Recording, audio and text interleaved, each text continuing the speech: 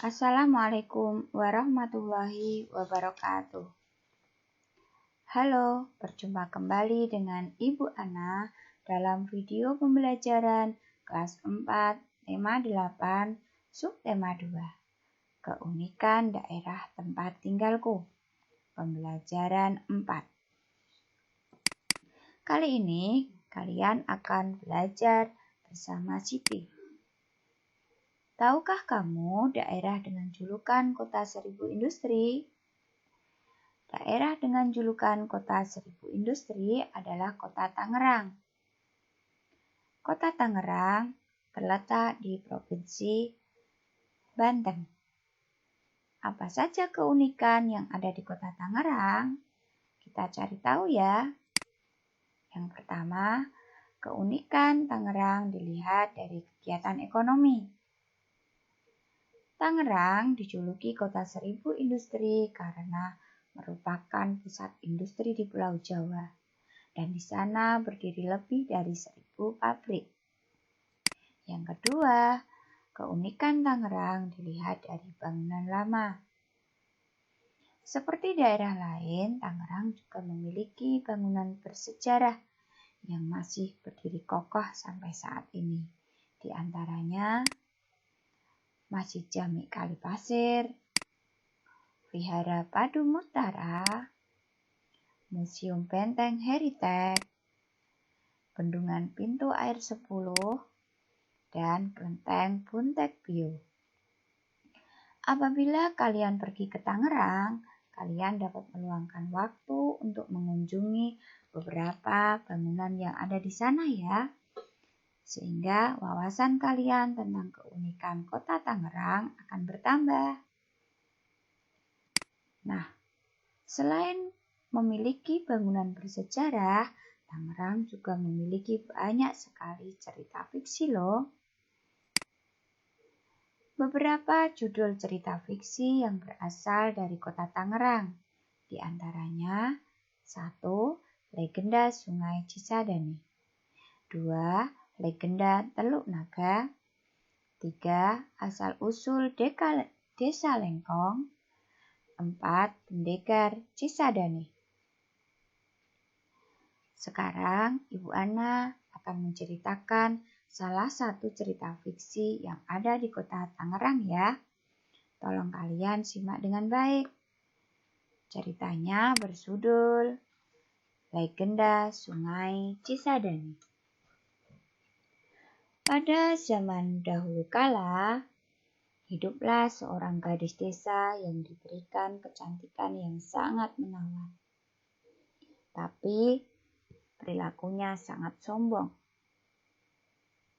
sangat manja, dan sangat pemalas. Perempuan itu adalah seorang anak kepala desa. Semua yang diinginkan harus dituruti. Nah, pada suatu hari, gadis desa ini pun pernah meminta kebun dari temannya dengan cara paksa. Kebun itu sangat subur, luas, dan indah, yang terletak di kaki gunung, dan di dekat kebunnya itu ada sungai dengan mata airnya yang sangat jernih. Jika sang gadis berada di taman, sang gadis akan mandi di sungai itu. Sang gadis tidak memperbolehkan siapapun untuk mandi di sungai itu tanpa izin langsung darinya. Gadis desa itu meminta ayahnya untuk menjatuhkan hukuman yang berat kepada siapapun yang berani mandi di sungai tanpa izinnya. Pada suatu hari, pada waktu sang gadis mandi di sungai, tiba-tiba ada perempuan tua berpakaian compang-camping berada di dekat sungai. Perempuan tua itu terlihat seperti ingin mandi atau sekedar mencuci muka di sungai itu. Sang gadis sangat kesal melihat si perempuan tua itu. Sang gadis menghampiri dan bertanya dengan kasar, "Mau apa kau datang ke sungai ini?" Tapi perempuan tua itu terdiam. Dia seperti bingung dan keheranan mendengar bentakan dari sang gadis. Sang gadis itu langsung memaki-maki perempuan tua itu. Dasar kau tuli dan buta. Sungai ini hanya khusus untukku, bukan untuk perempuan tua dekil seperti kau. Si perempuan tua tetap terdiam. Bibirnya tampak bergemetar, seperti sedang menahan marah. Melihat si perempuan tua tetap terdiam dan tidak juga pergi, sang gadis sekali lagi membentak, memaki perempuan tua itu dengan nada yang keras dan kasar. Perempuan dekil, pergilah jauh-jauh dari sungai ini. Pergi, air sungai yang jernih akan kotor kena tubuhmu yang dekil dan bau. Betapa sombongnya engkau, nak. Akhirnya keluar juga ucapan dari si perempuan tua. Apa katamu? Sang gadis langsung menyela. Apakah kau tahu kau sedang berbicara dengan siapa? Aku tahu, nak. Aku tengah berhadapan dengan seorang gadis yang paling cantik di desamu. Tapi apa karena engkau seorang gadis yang cantik, berhak bertindak semaumu terhadap orang lain? Apa urusanmu? Sang gadis bertambah marah. Aku gadis desa yang paling cantik. Aku bebas berbuat apapun yang aku suka, termasuk mengusirmu. Pergi, kau perempuan dekil buruk rupa. Engkau memang gadis yang cantik, namun tidak seharusnya berbuat semaunya dan merasa sombong. Engkau tetaplah seorang manusia, nak. Ucapan kasarmu itu tidak layak diucapkan oleh manusia. Ucapanmu sangat berbisa, dan hanya ular yang berbisa yang bisa mengeluarkan kata-kata seperti itu. Setelah si perempuan tua selesai berbicara seperti itu, tiba-tiba terjadi sesuatu yang aneh. Langit mendadak berubah menjadi gelap dan petir menyambar. Sangat menakutkan untuk dilihat. Tiba-tiba cahaya menyilaukan mata menerangi langit yang gelap tadi. Dan petir menggelegar menghantam tubuh sang gadis. Lalu tubuh gadis itu terpental dan berubah menjadi seekor ular berbisa. Gadis cantik itu terkena kutukan menjadi ular berbisa karena kesombongannya. Ular jelmaan gadis itu terlihat sangat sedih. Ia menangis menyesali perbuatannya. Lidahnya terlihat bergerak-gerak dan suaranya mendesis seolah ingin meminta maaf. Namun semuanya sudah terlambat. Dari langit tiba-tiba terdengar suara yang tertuju pada ular itu.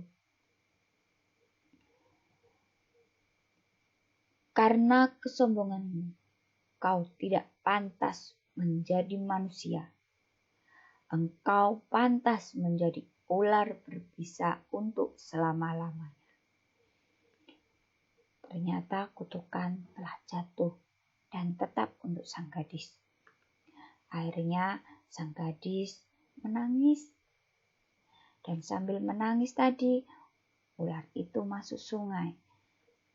Karena malu, ular itu bersembunyi di dasar sungai dan sampai saat ini menjadi tempat dia sekarang. Berita kutukan sang gadis terdengar oleh penduduk di sekitar sungai. Mereka pun menamakan sungai itu dengan nama yang artinya sungai tempat sang gadis sombong. Sungai itu sekarang lebih dikenal dengan Sungai Cisadane.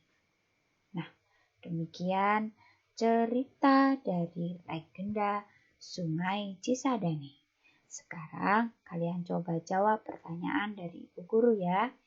Jangan lupa dicatat soal dan jawabannya di buku tugas kalian. Yang pertama, apa judul dari cerita yang telah kalian simak? 2. Siapa saja tokoh dalam cerita tersebut? Mudah bukan? Di Tangerang banyak sekali industri. Nah, sekarang pengertian dari industri itu sendiri adalah suatu usaha atau kegiatan pengolahan bahan mentah atau barang setengah jadi menjadi barang jadi. Barang hasil industri memiliki nilai tambah dan dapat digunakan untuk mendapatkan keuntungan. Tangerang sebagai kota industri banyak berdiri pabrik-pabrik. Di antaranya adalah pabrik sepatu dan pabrik ban. Di sana banyak sekali pekerjaan. Di antaranya ada pemimpin perusahaan, ada ahli mesin, ada tenaga administrasi, ada tukang pengepak barang, dan masih banyak yang lainnya. Di lingkungan sekolah kalian juga seperti itu. Banyak sekali pekerjaan seperti guru, penjaga perpustakaan, satpam, petugas kebersihan, dan lain-lain. Di antara kalian di kelas juga banyak sekali keberagaman yang ada. Keragaman apa yang ada pada siswa di sekolah? Keragaman yang ada pada siswa di sekolah adalah 1.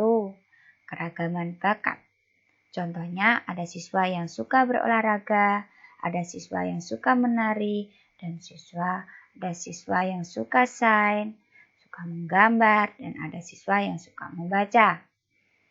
2. Keragaman karakter. Contohnya ada anak yang pemalu, ada anak yang pendiam, dan ada anak yang berani, dan masih banyak sekali.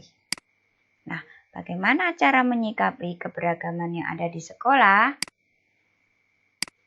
Caranya adalah saling menghormati, saling menghargai, tidak membeda-bedakan dalam berteman, tidak saling mengejek, hidup rukun, memberi bantuan tanpa melihat perbedaan karakteristik yang ada, dan saling toleransi antar umat beragama. Nah, sekarang saatnya kuis ya. Silakan dicatat soal dan jawaban di buku kalian ya. Pertanyaannya, 1. Mengapa kota Tangerang dijuluki sebagai kota 1000 industri? 2. Apa saja keunikan kota Tangerang? 3. Sebutkan 3 judul cerita fiksi yang berasal dari Tangerang. 3. Apa yang dimaksud dengan industri? 4. Sebutkan keragaman yang kalian dijumpai di kelas. Mudah bukan? Selamat mengerjakan. Nah, demikian pembelajaran 4 pada hari ini. Kalian senang bukan? Tetap jaga kesehatan, jangan lupa berdoa, rajin belajar, dan tetap semangat. Sekarang Ibu Ana akhiri ya. Assalamualaikum warahmatullahi wabarakatuh.